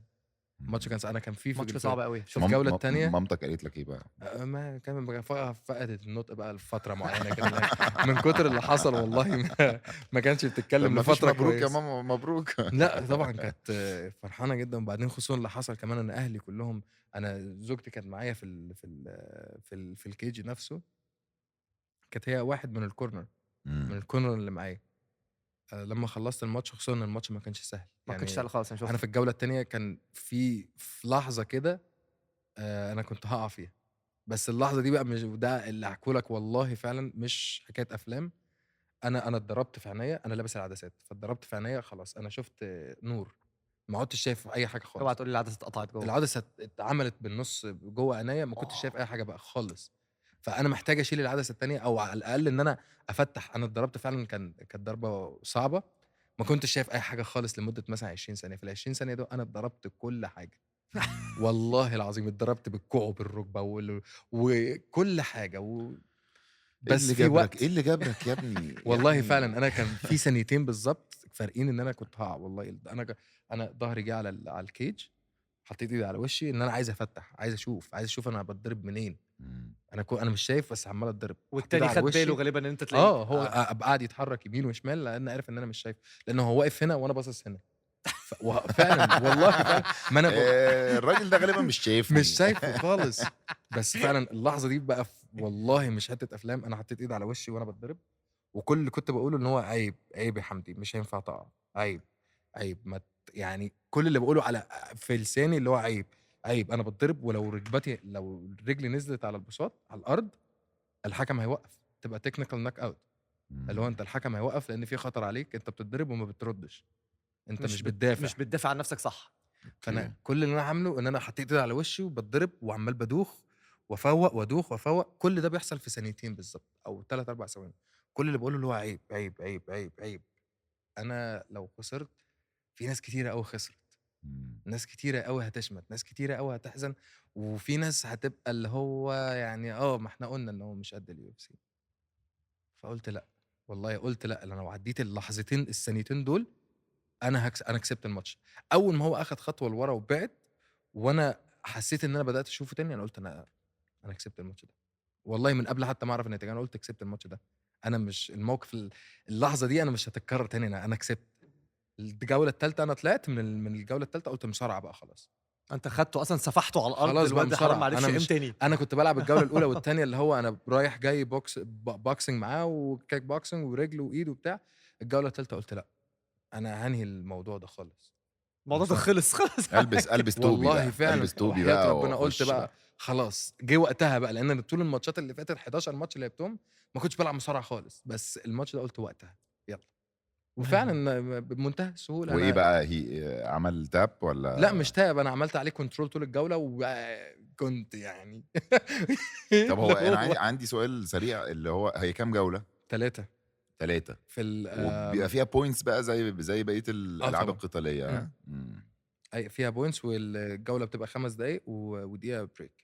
5 دقايق دي بالنسبه لك جوه كأنها 4 ساعات. فرح بقى، انت آه. انت ساعه بتلعب، انت عايش ولما جوه كنت تعبان كمان ما بيعدوش. طبعا. والله العظيم ما بيعدوا. طب بقول لك ايه، لو قلت لك ناخد المعادله كلها اللي احنا بقالنا ساعه بنتكلم عليها دلوقتي ودخلناها مصر. انا مثلا شاب صغير بعشق حاجه اسمها MMA وعايز يبقى عندي مستقبل ليها، اعمل ايه؟ اتدرب هنا في مصر، اسافر من وانا صغير؟ هل في مصر هيفتحوا مثلا؟ هيبقى معرفش يعني. لا، هي في مصر اللعبه بدات تنتشر بشكل كويس، مم. مش 100%. لسه ما اتعملهاش اتحاد. ده هيبقى برضو من اساسيات اللعبه ان هي تنتشر كويس قوي. ما اتعملش بطولات كبيره في مصر لسه للام ام اي، وهي لسه معتمده على اللعيبه اللي بتلعب العاب تانية. يعني معتمده على لعيبه المصارعه المبطلين، او اللي هم مش ناجحين، او اللي هم خلاص زهقوا من المصارعه عايزين يلعبوا لعبه تانية. المفروض يبقى ليها انديه معينه بتمرن ام ام اي، مم. اماكن معينه لتمرين الام ام اي. التمرين ده بيبقى موجود يوم في مدرب بروفيشنال بوكس، مدرب بروفيشنال مصارعه، مدرب بروفيشنال كيك بوكس، مدرب بروفيشنال جوجيتسو. انت اللي جاي بيتمرن هو عارف ان انا هتمرن كل يوم حاجه. حتى لو انا لعيب بروفيشنال عالمي اولمبي في مثلا رياضه معينه، لازم اتمرنها علشان لو انا مش هستفاد، بس في غيري هيستفاد. يعني انا بروح تمرين مصارعه وانا مش مضطر ان انا اتمرن مصارعه، بس لازم اروح تمرين مصارعه، لان انا لما افيد اللعيب اللي قدامي وهو يبقى قوي وكويس في المصارعه، لما انا احتاجه مثلا هلعب مع حد او عندي فايت مع حد بتاع مصارعه، هو هيقدر يفيدني. هيقدر يفيدني في الدفاع، هيقدر يفيدني في الهجوم، هيقدر يفيدني في كل حاجه. ده اللي ناقص هنا في اللعبه شويه. طب انا إن- هنا اتدربت ولعبت وبقيت جامد، ايه الخطوه اللي بعدها؟ تمام، انت لازم تشارك بقى لازم تعمل لها بطولات. بره. البطولات دي هي هنا لا في انا مصر. انا كشخص دلوقتي، هم لسه ما عملوش بطولات. يعني أنا دلوقتي حد جامد جدا واتمرنت، وفي اهو طبعا في كيجز في مصر، وفي ناس بتتمرن وكل في الكلام ده. في بطولات فانا بتتعمل في وصلت مصر، الليفل حلو قوي. في بطولات بتتعمل في مصر. وهقول لك لو انت فعلا عندك القدره، لان مش كل الناس هتبقى قادره على مصاريف السفر، وان هو يروح يشارك ويدفع مم. مصاريف البطوله لوحده. بس لو انت فعلا لو حد عنده القدره دي، او يبقى راجل وذكر كده ويروح يشتغل في السوبر ماركت ويشتغل سكيورتي والله وبتاع ويشق طريقه. والله يعني يا ريت اللعبه مش الرياضه فعلا مش وحشه. فانت لو سعيت وراها، واكيد بص اللي انا امنت بيه واللي عرفته والله من فتره، لان عشت لوحدي كتير. كان بتحصل لك اصابات، ربزي مثلا ضلع اتكسر فتره وانا عايش لوحدي. كنت بنام فعلا، مش هتكسف منكم، كنت بنام سيب باب الاوضه مفتوح عشان لما حد مثلا من الروم ميت بتاعي يعدي اقول له تعالى ساعدني، قومني من على السرير اروح الحمام. فده كله لما تقعد تفتكر اللي هو انت مش عايز تعيش اللحظه دي تاني، انت مش عايز تبقى لوحدك، مش عايز تعيش الوقت ده تاني. فالنجده الوحيده والمخرج الوحيد ليا ان انا كنت ابقى حاجه الرياضه، وابقى حاجه كويسه فيها. اللي هو انا كنت بلعب داخل الماتش، غيري داخله عشان يكسب عايز يعمل، انا كنت داخله عشان حياتي، عشان انا عايز حياتي تبقى كويسه. مش بس ان انا داخل العب واكسب عشان هي رياضه، لا ده مش رياضه بالنسبه لي. ما كانتش رياضه، كانت طريقه ان انا حياتي فعلا مش هتتعدل في الغربه اللي انا فيها لوحدي غير لما اكسب. فاللي قدامي ده ما كانش بس مجرد واحد داخل يلعبني، ده كان مجرد باب لمستقبلي. انا بحس كمان اصلها الرياضه دي بالذات اكتر رياضه بدائيه، فهي عارف زي ما بتقول ايه، بتخليك بتشوف كل المراحل بتاعتك كبني ادم وانت مكسور، طبعا وانت لما بتنتصر في الاخر كل الناس بتهتف باسمك، وانت صح مفيش حد بيساعدك، صح مفيش احتمال تكون لا انت، ومفيش حاجه اسمها اللي هو احتمال كسبت او لا، لا هو انا كسبت. مم. الناس كلها متفقه ان انا كسبت، لو خسرت كل الناس عارفه انك خسرت قدام الناس كلها. فهي زي ما تقول ايه، بتخليك انت كبني ادم غصب عنك بتعدي بكل مراحل الحياه تقريبا كل يوم. فهي فعلا رياضه بتخليك بتعرف نفسك كبني ادم، بتحطك على طول في حته اللي هو ستايل انا مين كل يوم. هل انا هقدر استحمل تاني؟ هل انا مش هقدر استحمل تاني؟ انت هل انت بتواجه المشكله دي، انت فعلا والله حرفيا انت بتواجه المشكله دي حرفيا كل يوم وانت بتصحى من النوم عشان تروح تمرين، اللي هو انت متكسر بقى من تمرين، في شغل، في وقفه في الشغل طول اليوم، في اصابه حصلت لك في التمرين، وفي نفس الوقت انت مضطر ان انت تتمرن. كون ان انت تيجي عليك الساعه 8 الصبح ده وانت مثلا عندك اصابه في ركبتك او في كتفك او في ظهرك او حاجه، وانت نايم واخد علاج منها، فتقوم تشيل الغطا من عليك عشان تقوم تروح التمرين تاني، ده لوحدها بطوله انت نفذتها. صح؟ فانت بتعمل بطوله كل يوم، انت بتلعب بطوله كل يوم ان انت بس تروح تقف على البساط. انا فعلا انا في ايام كنت بنام باوصل بدري ساعه عشان انام على البساط في جنب قبل ما يبداوا التمرين، لان لو نمت الساعه دي في البيت انا مش هروح التمرين. فانا كنت لا اسوق بدري اروح قبل الزحمه وانام لحد ما الفريق يتجمع ونبدا التمرين. وعشان كده انا دايما بحب اسال الاسئله بتاعت، وانا دايما لما بكون مع حد في الرياضه دي بالذات بحب دايما اسال الاسئله بتاعت كان ايه احساسك لما كسبت؟ كان ايه احساسك قبلها؟ لان ببقى عارف قد ايه انتوا بتخشوا في منطقه اللي هو ممكن تكون منطقه ضلمه خالص، او ممكن تكون منطقه عاديه بس بيبقى في احاسيس كتير بتحصل في نفس اللحظه دي. انت بتجازف بحياتك، يعني انت بتاخد مجازفه، مش يعني الفرحه بتاعت النصر وان ربنا حقق لك حاجه انت فعلا تعبت عشانها، دي لوحدها بتبقى يعني ده هدف انت كنت مش عارف، ما حدش عارف يوصل له. كميه ادرينالين مرعب بيطلع. طبعا انت كميه فرحه وكميه حماس وكميه فخر، خصوصا لما تكون في مكان زي كده مثلا انت فعلا تعبت في حاجه ولقيت المقابل ان انت توفقت تلعب في بلد مش بلدك وناس مش ناسك، طول الماتش بيهتفوا باسم اللعيب اللي بتلعب ضده، متعبه قوي دي يا جماعه. مجرد ما كسبت الصاله كلها بتهتف باسمك. فانت كسبت حاجات كتيره قوي، مش بس كسبت الماتش، انت كسبت حاجات كتيره كسبت اهمها اصوات الناس اللي حواليك كمان. والله فعلا. وبعدين انا مؤمن ان ربنا عمره ما يخلي عندك حلم تحلمه غير لما يكون عارف ان انت هتقدر يعني تقدر توصل له او تقدر تحققه. عمره ما يعشمك بحاجه ان انت تكون مثلا حاجه كبيره في اللعبه دي وهو عارف ان انت او مكتوب لك ان انت عمرك ما هتوصل. طب تاني يوم الصبح اما صحيت تاني امبارح ده كان حلم يا جماعه ولا ده ايه اللي حصل تاني ده؟ يوم الصبح اللي هو انا يعني كنت اول حاجه طبعا خلصت الماتش، صليت ركعتين لله شكر على اللي حصل وان انا الماتش مشى بالشكل ده والكلام ده كله. طبعا اهلي بقى اطمنت عليهم وكلمتهم وطمنتهم ان انا كويس، وعلاج بقى علاج لكل حاجه والله فعلا علاج قعدت في البانيو اللي كله تلج تلج ده. ده قعدت ساعتين فيه.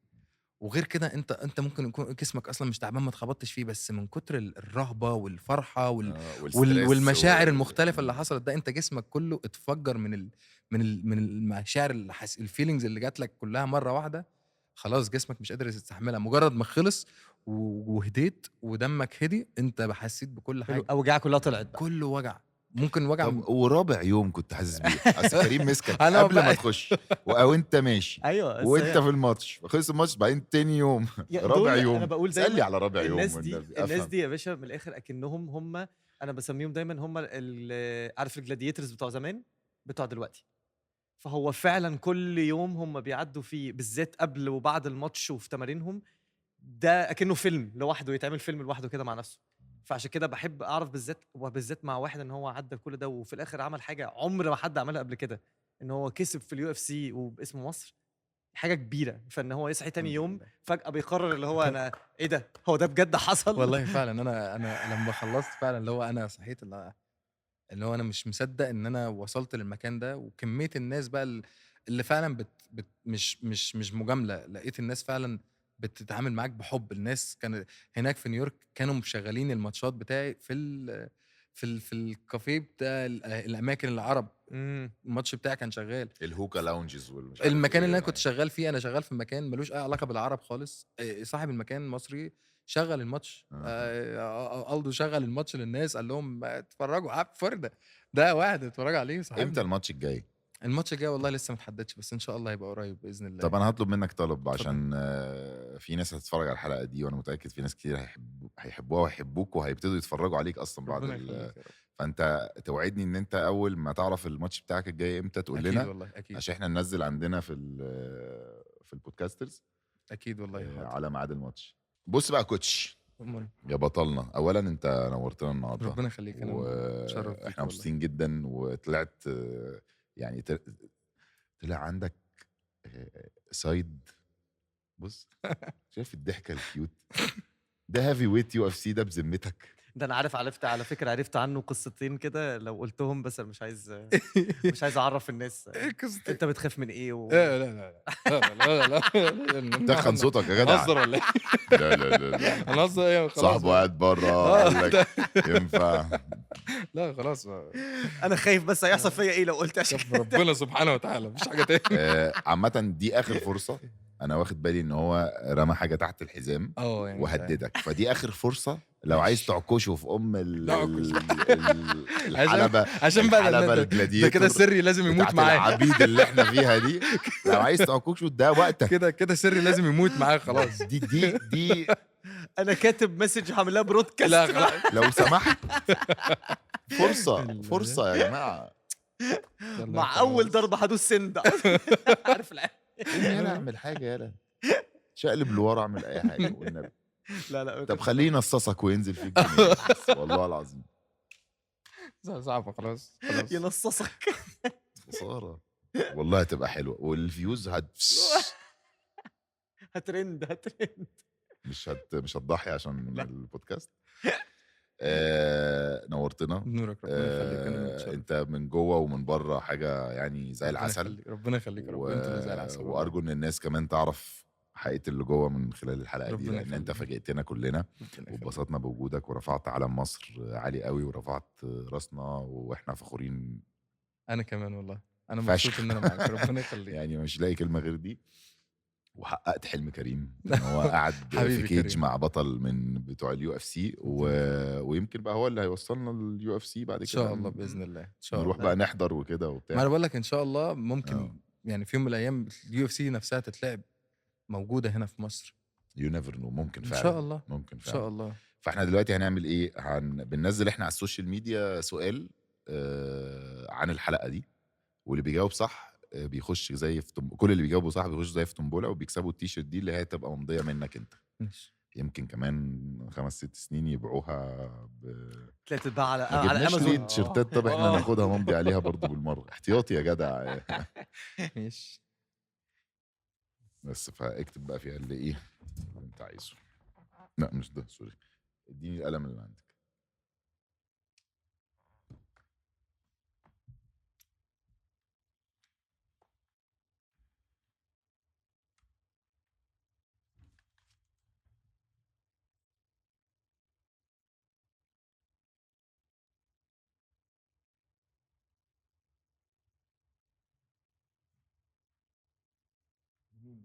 اوبا، حمدي ذا هامر. ايوه ما هو ده فعلا اسمه ده.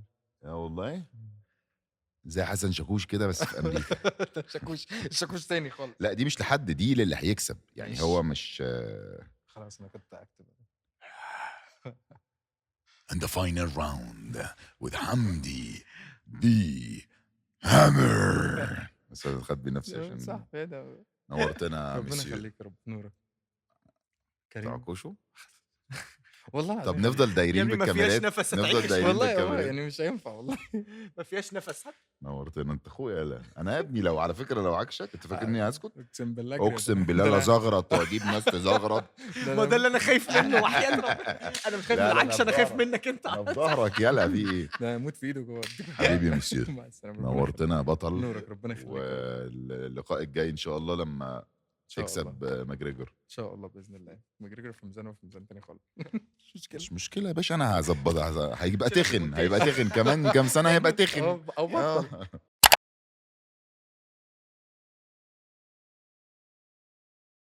بحبها. احترفت فيها. اهلي كلهم بكرهها. شكرا. مصر شكرا. والله شكرا. شكرا جدا.